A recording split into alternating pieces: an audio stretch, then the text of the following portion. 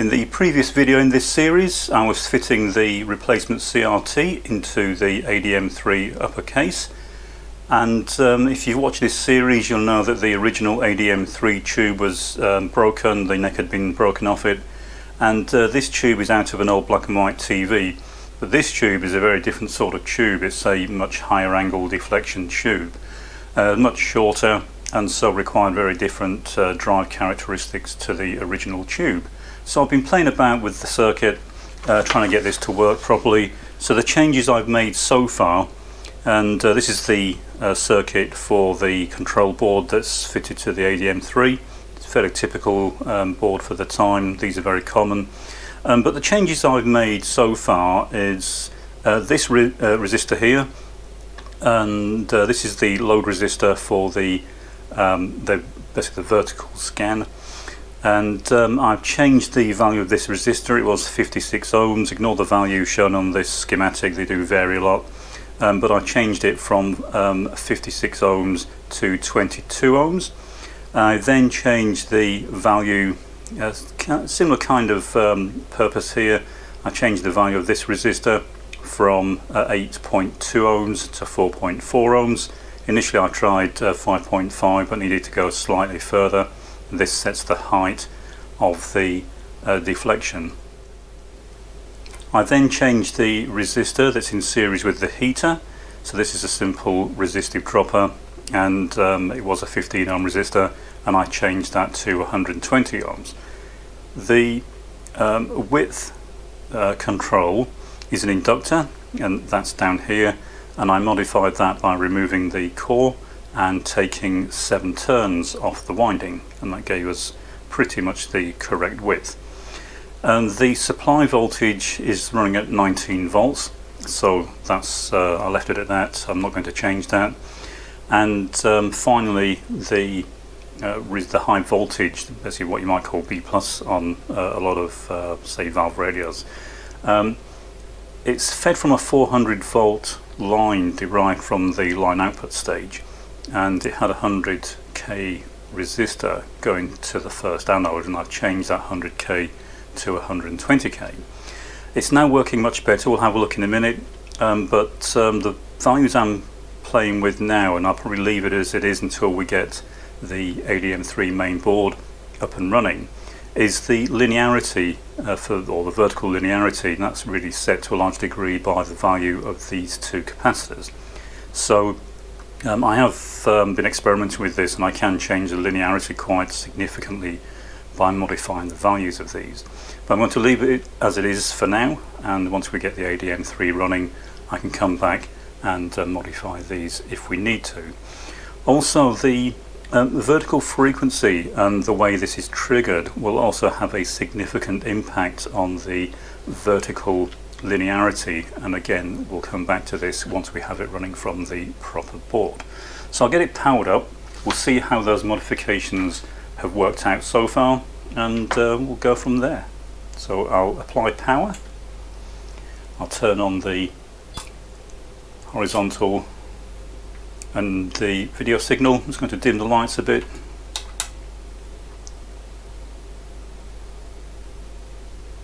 And you can see now, or hopefully you can see, we're getting a very nice display. A little bit compressed on the left, again I can change that, but it's slightly too wide now, so I might reduce the width, and that the width control tends to have more authority on the right hand side of the screen than the left. The circuit works essentially two parts to the circuit for both the horizontal and vertical, and so each of those two halves for each scan, you can modify them kind of independently, so you can adjust the relative width. You can see, or hopefully you can see, that this center line is slightly brighter, and that's because that's really the starting point for the scan. But we're a little bit too wide now. I'll come back, perhaps reduce the width. The width control will still work, it just has a much wider base point. If I now change the timing of the video signal to give us more white, and change it really to black lines on a white background,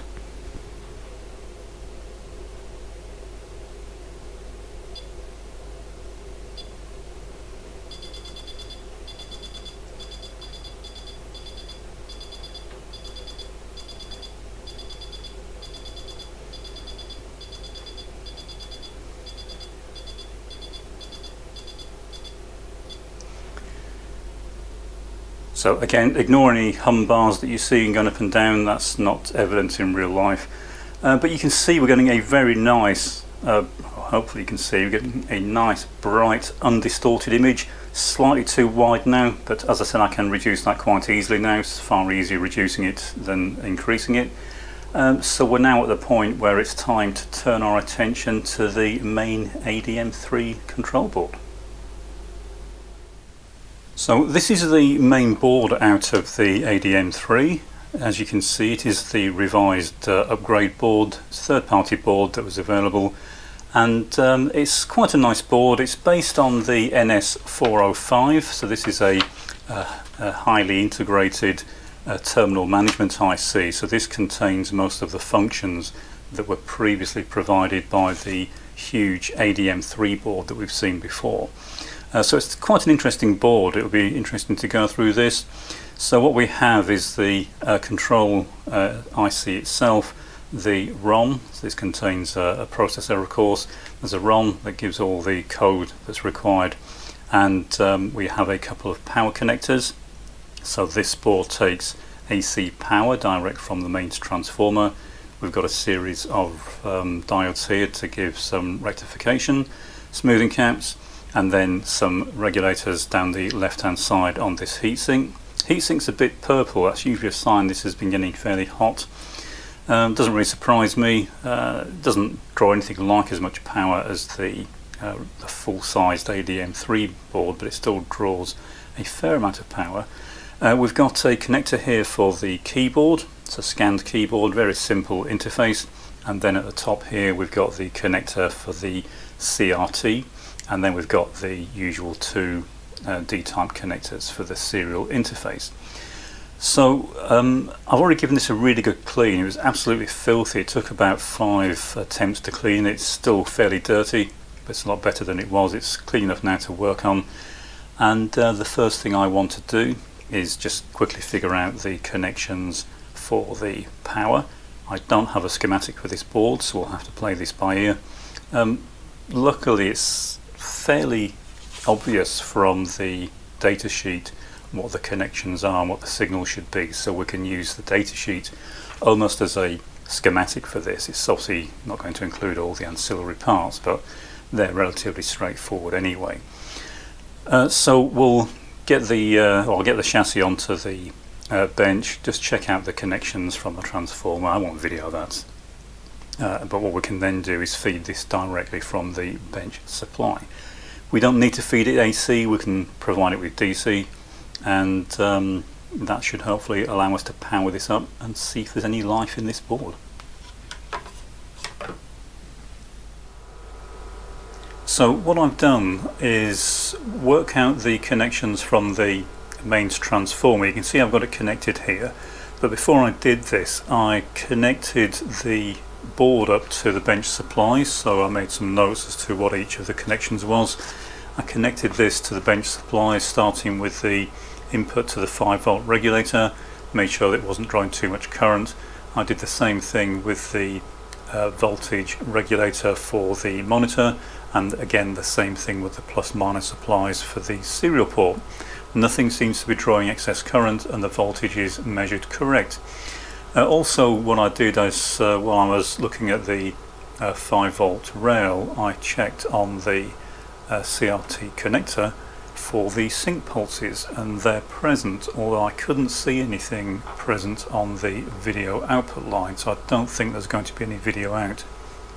But because there are sync pulses, we should be able to drive the CRT. It could be that we've just got the contrast or brightness set too far in one direction, so it's not showing us the cursor. We should get a spike every time the cursor output is encountered in the serial output stream for the CRT. Now one of the issues with this design is I've had a quick look, I'm not that familiar with these, but we've got a COP 420 or a COP 420 processor on the keyboard, so I suspect this is doing all the scanning and the decoding of the keys. Very simple interface, so probably just a simple serial interface with some handshaking. And then we've got the main controller on the main board, And I've had a quick look at this, and I don't know for sure, but almost certainly it's going to work in a way that most dumb terminals do, where it will take a serial stream of data either from the keyboard or from the external RS-232, and it will circulate that round and back into the onboard RAM, and that's what's scanned to produce the display on the CRT. But it does mean that most of the board has to work before you get any text appearing on the screen. So what I'll do now is I've got the transformer out of the base plugged in, so we should be good to go now. It shouldn't blow up. As I say, I've checked all the rails and nothing was drawing excess current. You can't be sure, but fingers crossed we're not going to release the magic smoke. I've got the actually got the CRT upside down in the case, because I've got the case upside down and I want to be able to see the text the right way. I'll flip it around when I do the final assembly, so just bear that in mind. It will, if you kind of mentally invert it because we've got this upside down, you'll think I've got the tubing upside down, which I have, but it's intentional at the moment.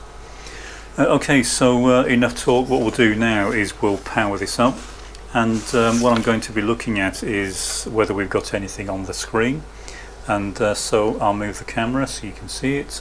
We'll power it up and we'll see what we get. Okay, so looking at the screen of the CRT, I'll dim the lights and turn on the power. Okay, we'll get a bit of a squawk from the board when we first power it up. Just wait for the screen to come on. I should say I've got the supply voltage for the monitor reduced by about 4 volts from what it will be, so the display is going to be a bit smaller. I've done that to try and protect the driver board, and excuse any flickering, I'll keep my hand here up to reduce that a bit. As I was saying, the idea of the reduced voltage is if we go too far out with the sync pulses, then it can cause a complete breakdown in the synchronization of the driver board, and that can destroy the driver transistor. So in order to try and protect it, I've reduced the voltage. I'll turn it back up again once we're sure it's working, but for now what I can see is that it's way too bright. And one thing that we do appear to have is a cursor. It's hard to say. I'm going to now adjust the brightness. I'll reduce the brightness, and we should have nothing on the screen but the cursor. So again, excuse the flickering. So I'll start to turn the brightness down, and we do indeed have a cursor. So what I'm going to do now is try turning the contrast control on the keyboard, and that should, if it's working, enable us to adjust the brightness of that cursor, and that's actually working. So that's a surprise, and it also means that the chances are that the keyboard itself could be working. So what I'm going to do is press a key and see if we get anything.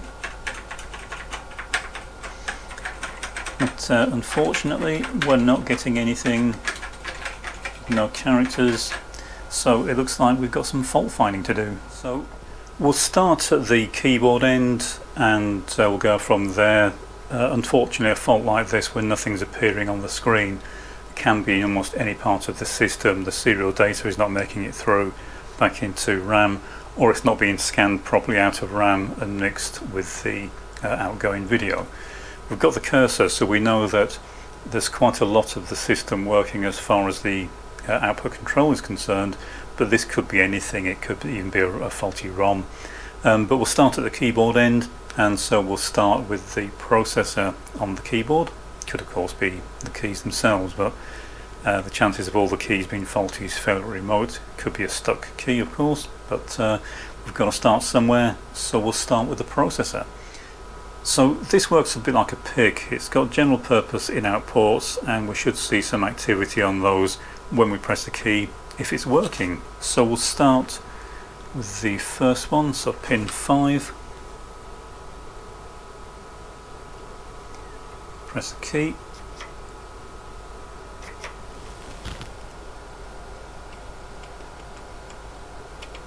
Slow it down a bit.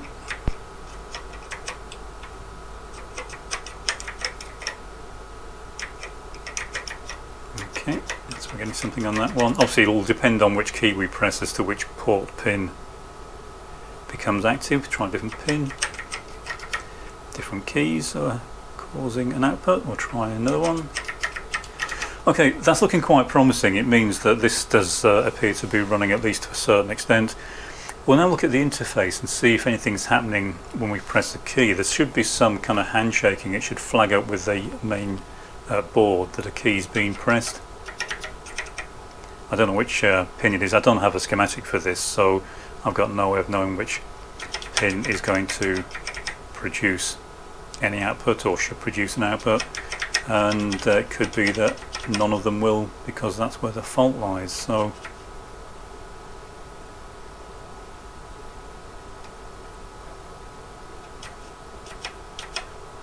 okay, well, hopefully you can see on the scope that very noisy signal, but it is doing something, and the code that it appears to be sending does seem to be specific to the key I'm pressing, and importantly it's the same code for each key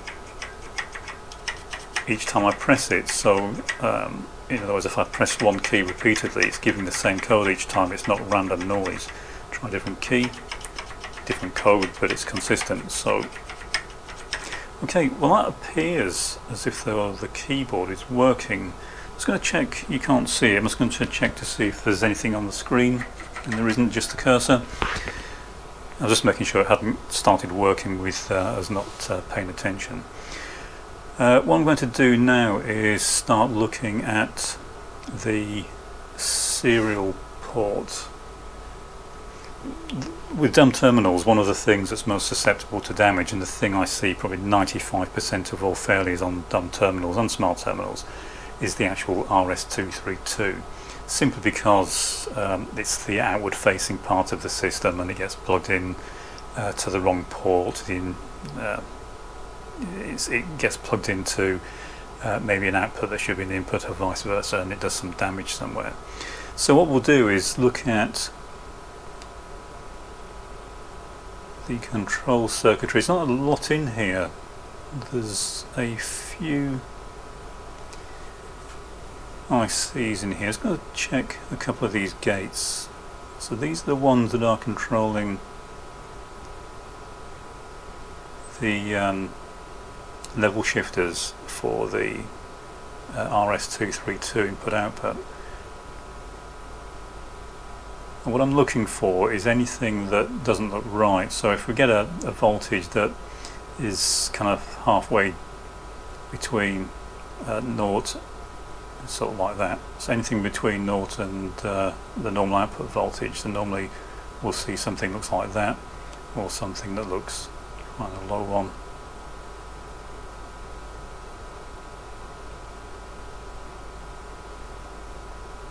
Like that. So that's a low out, that's a high. This particular pin is neither one of those. And that is okay, so that's going to be controlling this device. Just trying to follow the trace. It goes through to one of these connections.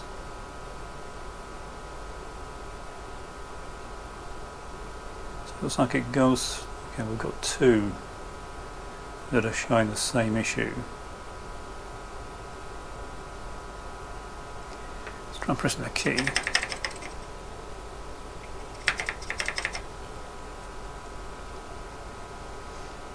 That's likely to go through as an output, so it's going to go up to here somewhere. So you've got 1489s and 1488s, so it's kind of bi-directional, of course, RS232. Some are incoming buffers, some are outgoing drivers, and it is the 89 I'm suspecting is the issue here. Looks a bit on the weird side, so yeah, sure enough, it is not doing what it's supposed to. So I think we've got a faulty 1489. What I'm going to do is try replacing that.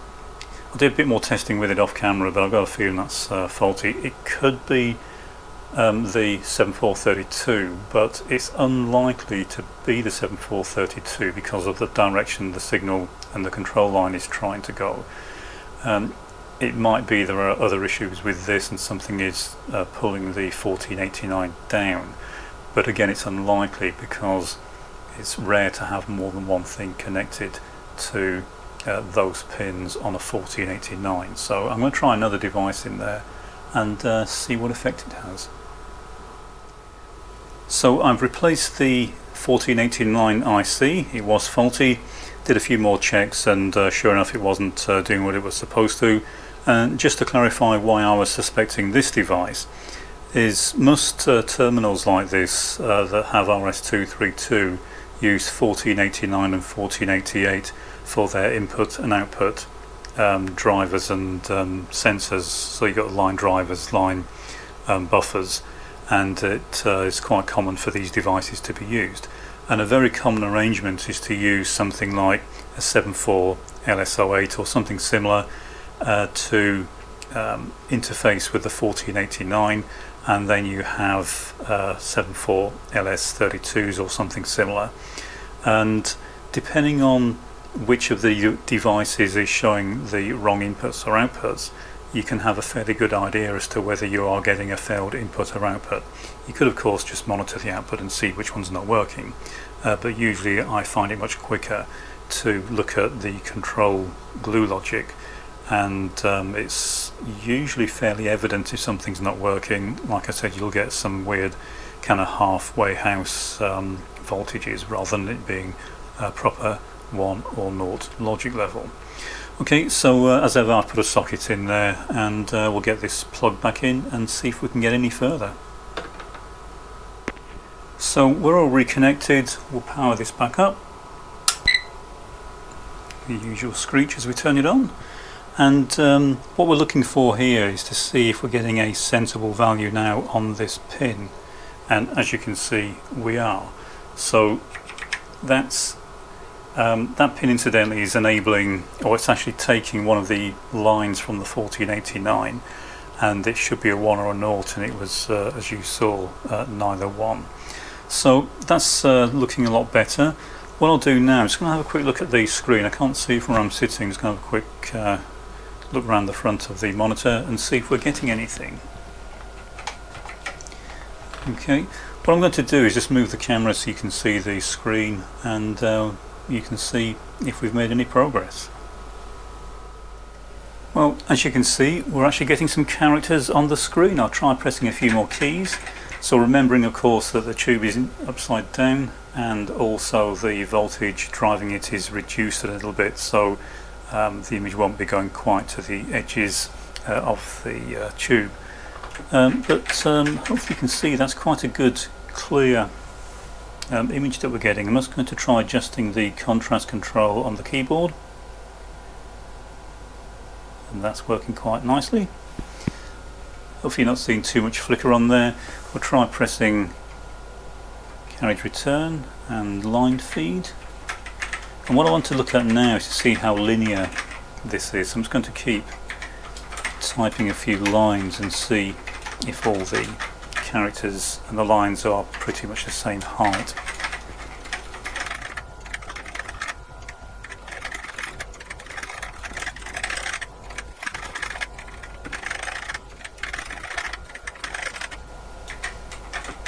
It's very clear. I don't know how well it's coming across on the camera, but it's very clear. I haven't adjusted the focus yet. It's slightly out of focus, so it will improve once I've adjusted that. Haven't made any other adjustments since we had the signal generators driving this, so it's quite.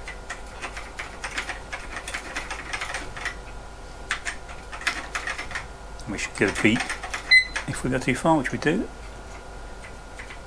And we are also scrolling, so okay, that's a very good step forward. So the main board seems to be working. I don't know if the serial input from external sources will work. It probably will, because the data kind of goes through that path. That's why we saw nothing on the screen before. because the level shifters weren't working, and that interrupted the serial transfer from the keyboard back through the loop back to the RAM, and so nothing was being put into RAM. And because it now is updating the RAM, almost certainly that data is making it that small extra step out into the serial port. So we'll just turn the light off. Hopefully you get a better view of the data, but too bright. Just notice we can still see the background, so I'm just going to reduce the brightness a bit further. So what I can do now is increase the voltage back up to what it should be, check the linearity again. We're not that far off, it just needs to be another probably centimetre at the top and bottom, left and right, and then I can flip the tube the right way up. But in the next video what we'll do is hook this up to a remote PC and see if we can transfer data between the two. But we are getting fairly close now to having another working ADM3, and probably as importantly a method of finding lower cost replacement tubes for these.